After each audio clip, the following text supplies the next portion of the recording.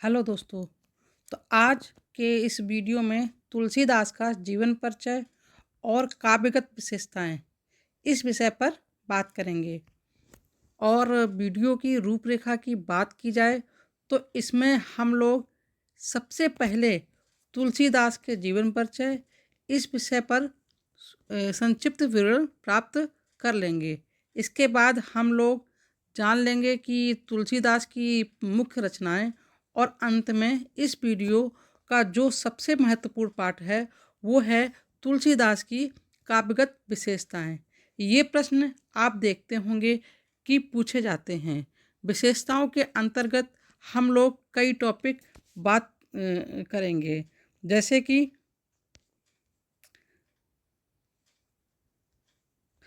कि राम के सगुण स्वरूप की आराधना, समन्वय के विराट चेष्टा। तीसरा है भक्त भावना। चौथा नंबर पे है लोक धर्म और मर्यादा की स्थापना। पांचवा है लोक कल्याण की भावना। छठवां है युगीन समस्याओं का चित्रण। सातवां रस योजना। तो और आठवां है विभिन्न काव्य स्वरूप। और 9वें नंबर पे है भाषा, छंद व अलंकार। तो ये विशेषताओं के रूप में बहुत महत्वपूर्ण है कि ये जो विशेषताओं का टॉपिक है, पॉइंट है, तो इसमें आपके शॉर्ट नोट से भी पूछे जाते हैं। मुझे आशा है कि आप इस वीडियो को देख लेते हैं तो तुलसीदास से संबंधित जो भी प्रश्न परीक्षा में पूछे जाएंगे, सारे प्रश्नों का आप बड़ी ही कुशलता से जवाब दे पाएंगे। ये वीडियो काफ़ी इम्पोर्टेंट होने वाली है। स्किप किए बिना पूरा वीडियो देखिए ताकि कॉन्सेप्ट समझ में आ जाए। और आप हिंदी भाषा और साहित्य से जुड़े हैं तो आप इस चैनल को सब्सक्राइब करके रख लीजिए। तो देखते हैं, गोस्वामी तुलसीदास हिंदी साहित्य के आकाश में के परम नक्षत्र, भक्ति काल के सगुण धारा की राम भक्त शाखा के प्रतिनिधि कवि हैं। तुलसीदास एक साथ कवि, भक्त और समाज सुधारक तीनों रूपों में मान्य हैं। तुलसीदास का जीवन वृत्त के संबंध में विद्वानों में पर्याप्त मतभेद है। कुछ विद्वानों के अनुसार तुलसीदास जी का जन्म उत्तर प्रदेश के वर्तमान जिले बांदा में हुआ था, के राजापुरम नामक ग्राम में हुआ था। जो कुछ विद्वान मानते हैं कि तुलसीदास का जन्म स्थान एटा जिले में स्थित है, एटा जिले के सोरो में स्थित है। यह ब्राह्मण कुल की में उत्पत्ति हुए थे।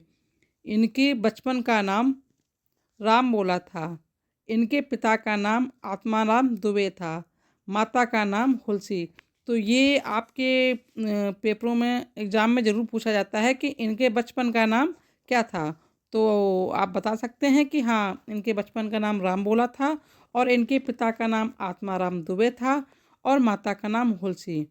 रहीम की यह उक्ति तुलसी के बारे में अत्यंत प्रसिद्ध है। अब रहीम ने एक दोहा कहा था, तो देखिए क्या है कि सुरतीय नृतीय नगतीय सबके मन अस होए, गोद लिए हुलसी फिरे तुलसी सो सुत होए।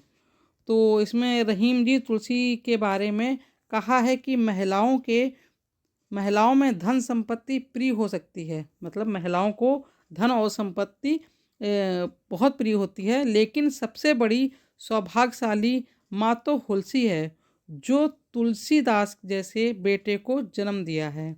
वैसे हुलसी ने जन्म तो नहीं दिया, उन्होंने इनका पालन पोषण किया था। किनका? तुलसीदास का।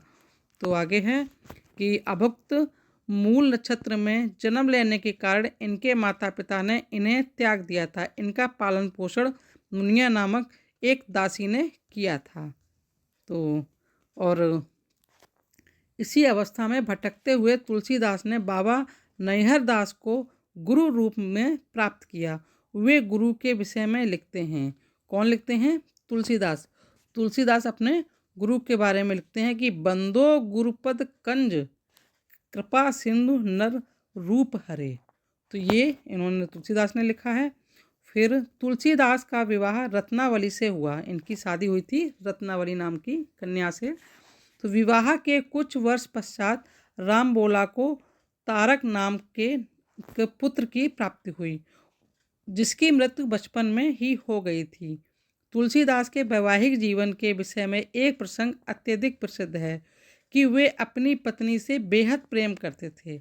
एक बार की बात है, जब तुलसीदास हनुमान मंदिर गए थे। उनकी पत्नी अपने पिता के घर चली गई थी।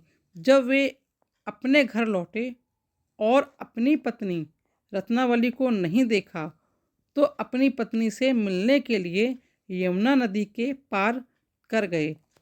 पति को इस तरह पीछे पीछे मायके पहुंचा देख रत्नावली बहुत दुखी हुई और उन्हें जिम्मेदार ठहराते हुए कहा। रत्नावली ने क्या कहा कि लाज न आवत आपको दौरे अहुअर साथ, धिक धिक ऐसे प्रेम को कहा कहो मैं नाथ। अस्म चरम में दे ये तापर ऐसे प्रीत, होती जो प्रभु राम में तो होती भवभीत। तो इसमें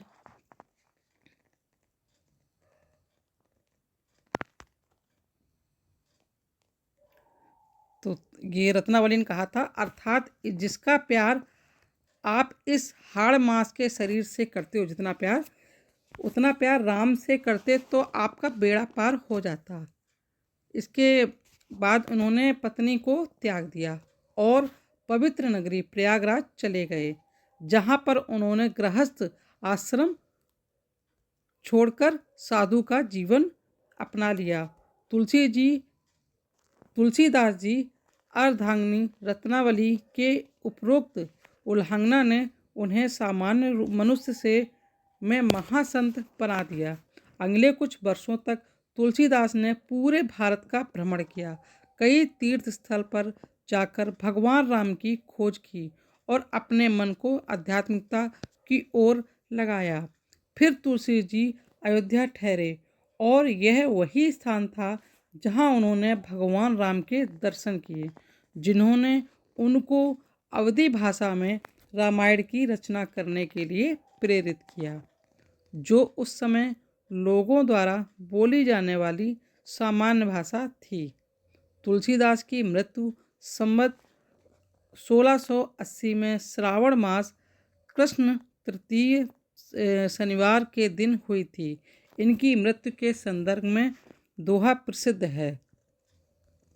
यह है कि संवत 1680 अस्सी गंग के तीर, श्रवण शुक्ल सप्तमी, तुलसी तजो शरीर। तो इसमें अंतिम समय में तुलसी ने राम नाम स्मरण किया और ऐसा भी कहा जाता है कि तुलसीदास ने अपने मृत्यु के पहले अंतिम कृत विनय पत्रिका लिखी थी, जिस पर स्वयं प्रभु श्री राम के हस्ताक्षर किए थे। तुलसीदास का जीवन काल 126 वर्ष का रहा था। तुलसीदास जी 1574 में अपना लेख कार्य प्रारंभ किया और कई साहित्य कृतियां लिखीं। हालांकि उनकी सबसे महान कृति रामचरितमानस नामक महाकाव्य है, जिसकी रचना में 2 वर्ष 7 महीने और 26 दिन लगे। तुलसीदास जी ने अपने आप को भगवान को समर्पित करके उद्दत प्राप्त करने के मार्ग पर बल दिया। तुलसीदास द्वारा रचित 12 प्रमाणित रचनाएं। अब इन्होंने रचनाएं लिखी थी तो वो 12 थीं। ये कौन कौन सी हैं? राम लला नहचू, ये है आपकी 1582 में। दूसरे नंबर पे है बैराग्य संदीपनी, ये है 1612 में। और तीसरे नंबर पे है रामाज्ञा प्रश्न 1612 में। चौथे नंबर पे राम जानकी 1582 में। छठवें नंबर पे रामचरितमानस 1574 में। फिर सातवें में है पार्वती मंगल, यह 1582 में। गीतावली ये 1571 में। फिर आगे है विनय पत्रिका, विनय पत्रिका है 1582 में। फिर कृष्णावली, कृष्ण गीतावली ये 1571 में। फिर है वैराग्य रामायण, वैरवे रामायण ये 1612 में। उसके बाद इन्होंने दोहावली लिखा 1583 में। और कविता लिखी उन्होंने 1912 में। तो इसमें तो अब हम लोग इस वीडियो का जो सबसे महत्वपूर्ण काव्य है वह है तुलसीदास की काव्य विशेषताएं। ये अलग अलग तरीके से पूछी जाती हैं। तो ये है राम की काव्यगत विशेषताएं। तुलसीदास की काव्यगत विशेषताएं इस प्रकार हैं।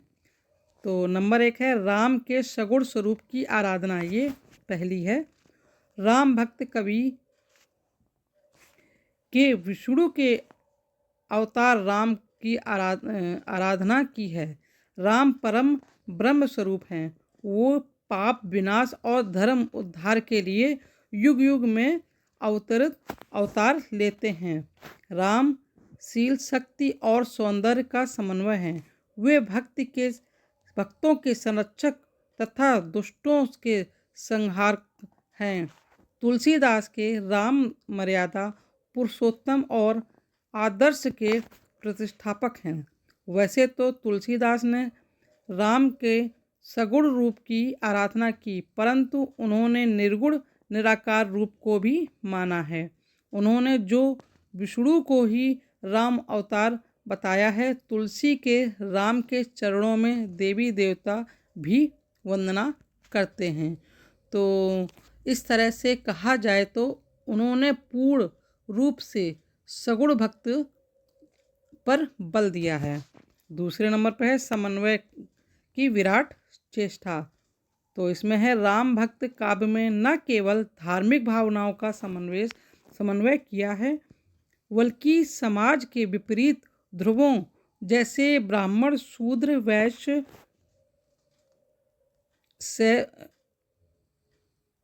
शैव, वैश्य, निर्गुण, सगुण, राजा, रंक, भाग्य और पुरुषास्त्र, दैत्य, अदैत्य, भोग, त्याग, देवता व राक्षस आदि में ही समन्वय स्थापित किया गया था। तुलसीदास उच्च कोटि के समन्वयवादी थे। उनका साहित्य समन्वय की विराट चेष्टा कहा जा सकता है। जीवन और जगत के सभी क्षेत्रों में समन्वय स्थापित करने का सुंदर और सफल प्रयत्न उनकी काव्य रचनाओं में मिलता है।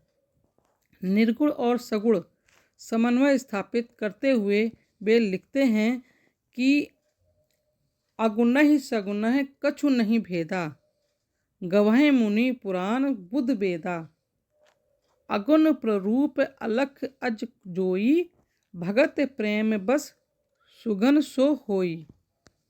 तो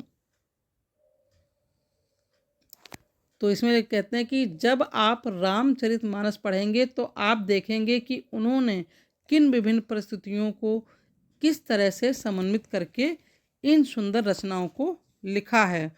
और ये जो है अगुण सगुण वाली, इसमें है कि वो कहते हैं कि सगुण साकार और निर्गुण निराकार में भेद नहीं है। प्रबुद्ध जनों और वेदों की भी समिति है। सगुण साकार और निर्गुण निराकार में कोई भेद नहीं है, ये यहाँ तुलसी जी बताते हैं। फिर तुलसीदास ने राम की उपासना के साथ साथ शिव, गणेश आदि देवताओं की स्तुति भी की है। तुलसी ने सेतुबंध के अवसर पर राम द्वारा शिव की पूजा कराई है। इसी तरह जाति और धर्म के आधार पर बटे समाज में समन्वय स्थापित करते हुए लिखते हैं कि प्रेम पुलक केवट कहीं नामू, किन्हीं दूर ते देहि प्रणामू, राम सखा ऋण बरवास भेटा जनुमह लूटत स्नेह समेटा।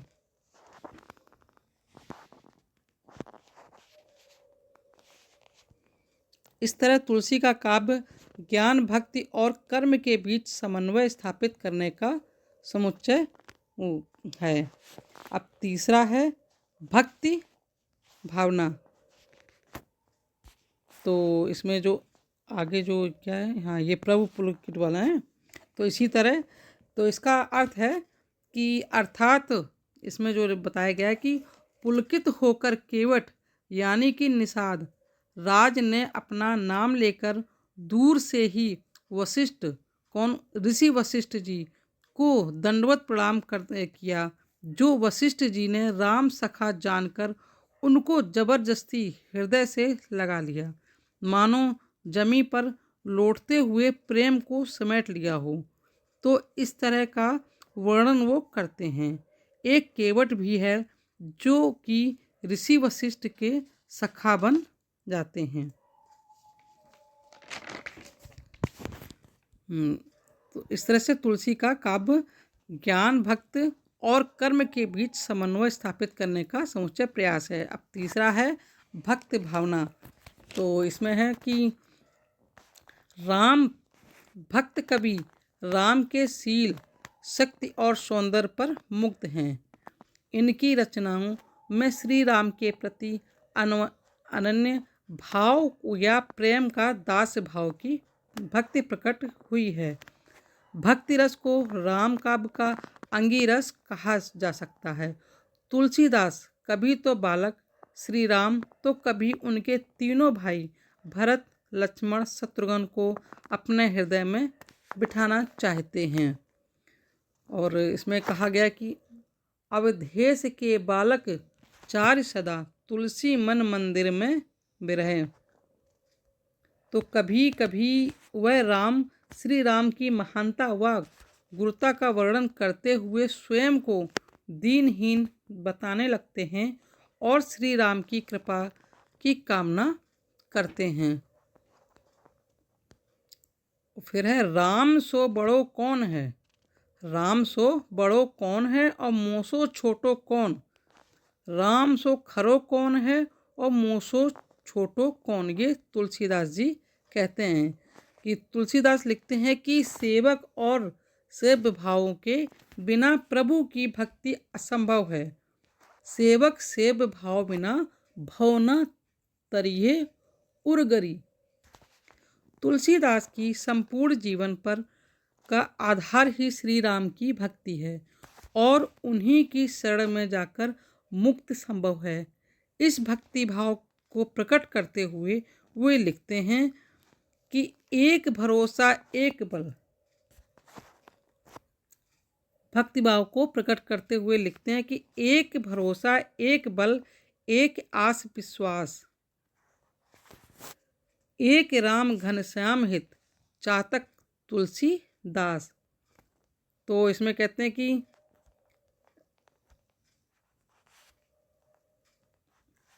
सिर्फ राम पर ही भरोसा है, सिर्फ उसी पर विश्वास है। मैं तो एक चातक पक्षी हूँ।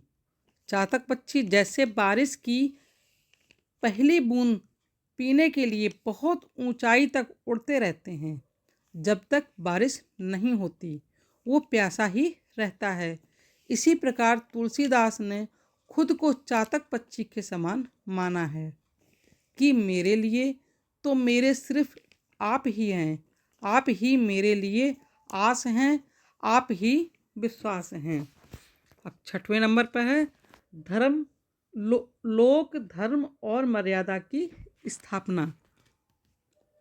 तो इसमें तुलसीदास के बारे में है कि राम भक्त कवियों ने राम को मर्यादा पुरुषोत्तम कहा है।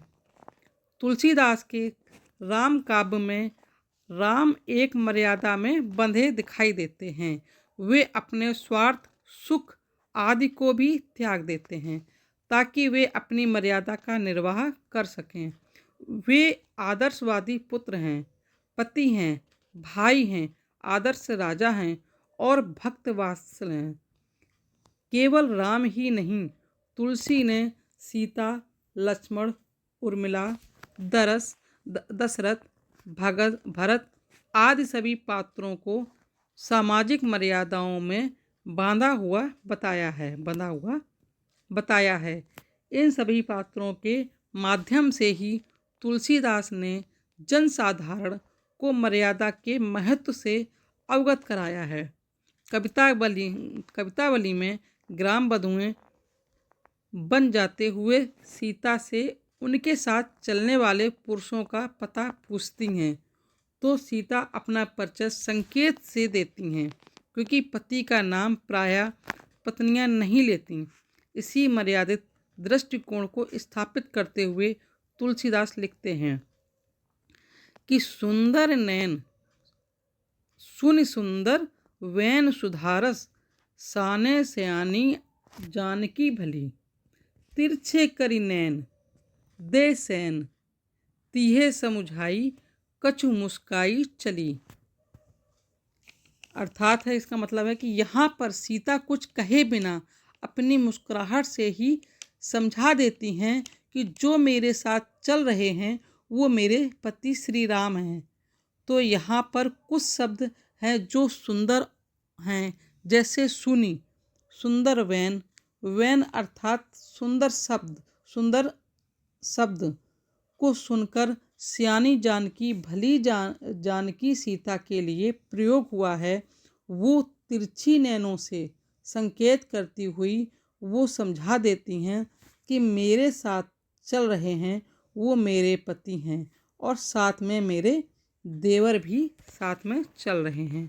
अब पांचवी विशेषता है कि लोक कल्याण की भावना। तो इसमें लोक कल्याण की दृष्टि से राम काव्य अत्यंत महत्वपूर्ण एवं उपादेय हैं। इन्होंने गृहस्थ जीवन की अपेक्षा नहीं की, बल्कि गृहस्थ जीवन में रहते हुए आदर्श और मर्यादित जीवन स्तर स्थापित करने का प्रयास किया है। राम और सीता का चरित्र लोक कल्याण की भावना से जुड़ा हुआ है। आदर्श के प्रतिष्ठा राम के जीवन का एकमात्र लक्ष्य है। समाज का मार्गदर्शन, उच्च मूल्यों की स्थापना एवं रक्षा का कार्य राम काव्य में देखा जा सकता है।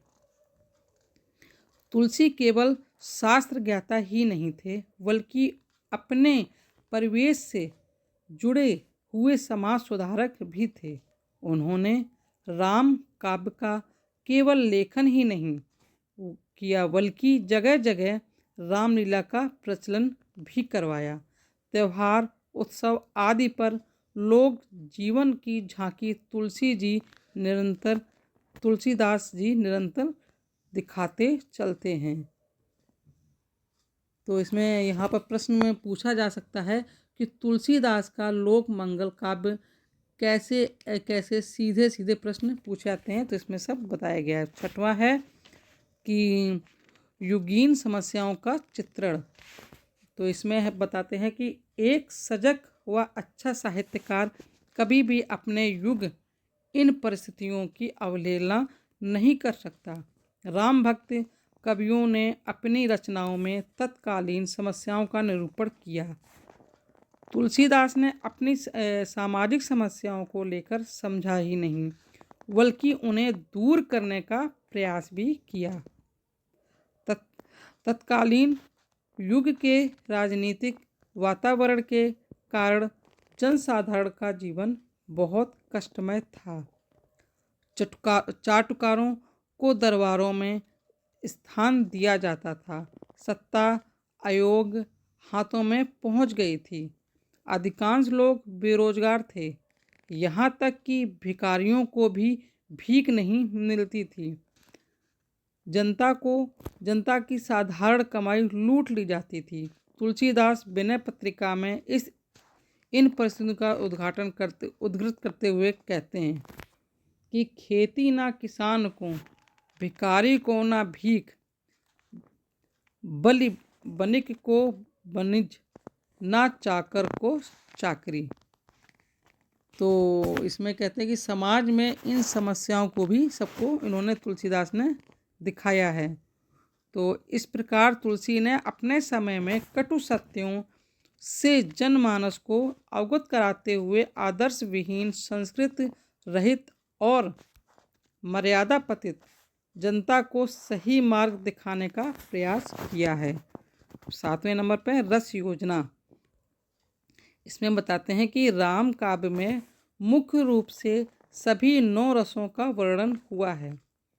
किसमें? रस योजना में बताते हैं, परंतु भक्ति भाव की प्रधानता के कारण उसमें शांत रस की प्रधानता है। तो जो तुलसीदास हैं, इन्होंने शांत रस को प्रधानता ज़्यादा दी है। तुलसीदास के रामचरितमानस में सभी रसों का समायोजन मिलता है।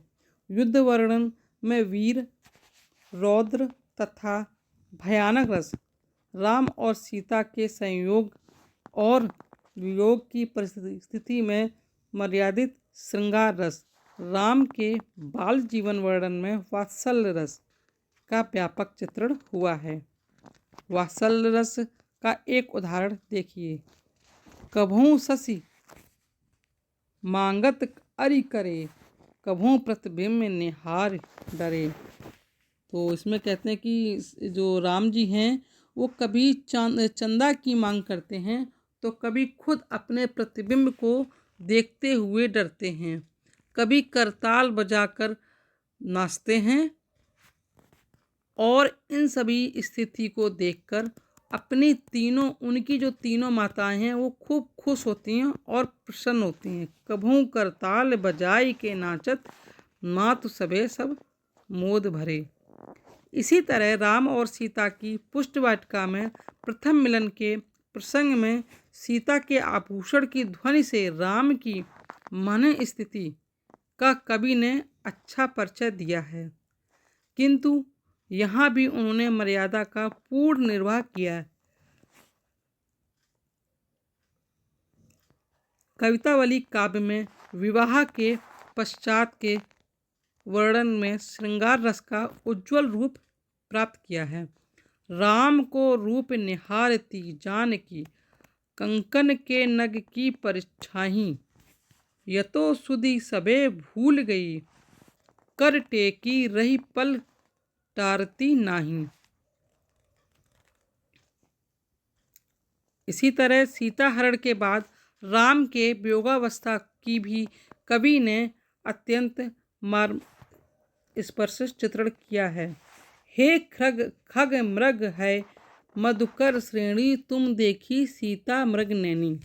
तो करुण रस के भी अनेक प्रसंग उसके काव्य में देखने को मिलते हैं, उनके काव्य में, जैसे दशरथ विलाप, दशरथ देहावसान, राम वनवास, लक्ष्मण की शक्ति लगना, लक्ष्मण को जब शक्ति लगती है तो उसका भी वर्णन इसमें किया गया है इत्यादि। लंका कांड और सुंदर कांड के वीर रस का प्रभावशाली चित्रण मिलता है। अब 8वां है विभिन्न काव्य रूप।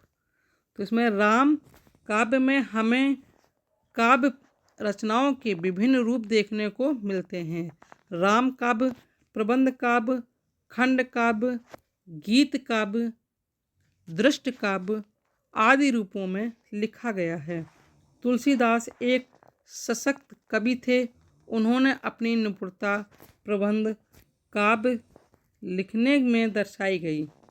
उनकी ही कुशलता में मुक्तता काव्यों की ही रचना की थी। रामचरितमानस तुलसी का ही नहीं वरन संपूर्ण भारतीय साहित्य का सर्वश्रेष्ठ प्रबंध काव्य है। जानकी मंगल, पार्वती मंगल खंड काव्य हैं, तो कवितावली, दोहावली आदि मुक्त काव्य के सर्वोच्चतम उदाहरण हैं। गीतावली गीता काव्य का श्रेष्ठ उदाहरण है। इस प्रकार कहा जा सकता है कि भारतीय काव्य में प्रयुक्त होने वाली अधिकांश काव्य शैलियाँ केवल तुलसीदास की रचनाओं में ही देखी जा सकती हैं। अब 9वीं है भाषा, छंद व अलंकार। तो इसमें है कि राम काव्य मुख्य रूप से 2 भाषाओं में रचित है, अवधी भाषा तथा ब्रज भाषा। तुलसीदास ने दोनों भाषाओं में अपने काव्य में रचनाएं की हैं। रामचरितमानस अवधी भाषा का सर्वश्रेष्ठ प्रबंध काव्य है। इसी तरह कवितावली, गीतावली, विनय पत्रिका आदि ब्रज भाषा में रचित हैं। इसके अतिरिक्त उन्होंने अपने रचनाओं के में क्षेत्रीय भाषा में शब्दों का खुलकर प्रयोग किया है। उनका काव्य भाषा, लोकोक्तियाँ और मुहावरों से सुसज्जित हैं। तुलसीदास की रचनाओं में दोहा, सोरठा, चौपाई, सवैया, कवित्त आदि छंदों का प्रयोग किया है। अलंकारों की दृष्टि से तुलसी ने अनुप्रास, यमक, श्लेष, पुनरुक्त, विभावना, प्रतीक, उपमा, उत्प्रेक्षा, अनुयोक्ति आदि का व्यापक प्रयोग हुआ है। तुलसीदास की काव्य कला के विषय में लिखा भी गया है कि कभी करके तुलसी न लसे, कविता लसी न तुलसी की कला। तो ये जो पंक्ति है ये हरिओद की है। वे कहते हैं कि तुलसीदास ने काव्य को अधिक सुंदर बनाया, काव्य ने उन्हें सुंदर नहीं बनाया, अर्थात वे एक महान रचनाकार हैं। संक्षेप में कहा जा सकता है कि राम काव्यधारा में रचित काव्य भारतीय साहित्य का सर्वश्रेष्ठ काव्य है और तुलसीदास सर्वश्रेष्ठ और लोकप्रिय कवि हैं। तो ये था आज का वीडियो। तो अगर ये वीडियो अच्छा लगा हो तो लाइक शेयर कर सकते हैं। साथ ही चैनल में नए हैं तो सब्सक्राइब कर सकते हैं। इस वीडियो में मेरे साथ बने रहने के लिए धन्यवाद।